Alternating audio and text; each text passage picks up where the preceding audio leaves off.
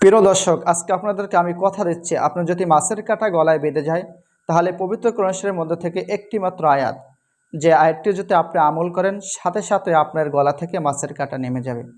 তো প্রিয় দর্শক, আমরা মাছে ভাতে বাঙালি বলে মাছ আমাদের খুবই প্রিয় খাবার। সে মাছ খেতে গিয়ে অনাকাঙ্ক্ষিতভাবে বা অনিচ্ছাকৃতভাবে আমাদের অনেকেরই আছে যে সেই মাছের কাঁটা গলায় বেঁধে যায়। তখন আমরা খুবই দুশ্চিন্তার ভিতরে পড়ি। আমরা অনেকেই আছে যারা ডাক্তারের কাছে শরণাপন্ন হই, কিন্তু আমাদের সেই মাছের কাঁটা গলা থেকে নেমে না।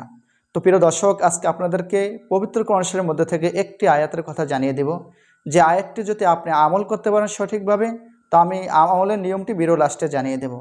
সেই আয়াতটি যদি আপনারা সঠিকভাবে আমল করেন তাহলে আপনার মাছের কাঁটা গলা থেকে নেমে যাবে। তো প্রিয় দর্শক, যে আয়াতটির আমল করবেন সেটি হচ্ছে পবিত্র কোরআন শরীফের মধ্যে থেকে সূরাতুল ওয়াকিয়ার ৮৩ নম্বর আয়াত।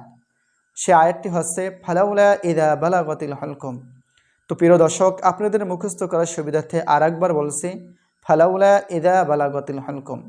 তো প্রিয় দর্শক, এই আয়াতটি আমল করার নিয়ম হচ্ছে, আপনাদের যখন মাছের কাঁটা গলায় বেঁধে যাবে তখন আপনারা সেই স্থানে হাত রেখে আপনারা সেই স্থান মেসেজ করতে পারেন, অথবা মেসেজ করে এই দোয়াটি পড়বেন। দোয়াটি ৫ বার ৭ বার অথবা ৩ বার এরকমভাবে পাঠ করে সেই যেখানে কাটা রয়েছে সেখানে আপনি মেসেজ করবেন। এরকমভাবে যদি আপনি আমল করেন, ইনশাল্লাহ এই পবিত্র কোরআন শরীফের বরকতে আপনাদের সেই মাছের কাটা গলা থেকে নেমে যাবে। তো প্রিয় দর্শক, আশা করি আপনারা আমাদের ভিডিওটি শুরু থেকে শেষ পর্যন্ত দেখছেন। অবশ্যই আমাদের ভিডিওটি লাইক এবং চ্যানেলটি সাবস্ক্রাইব করবেন। সকলকে ধন্যবাদ। আসসালামু আলাইকুম ওয়া রাহমাতুল্লাহি ওয়া বারাকাতুহু।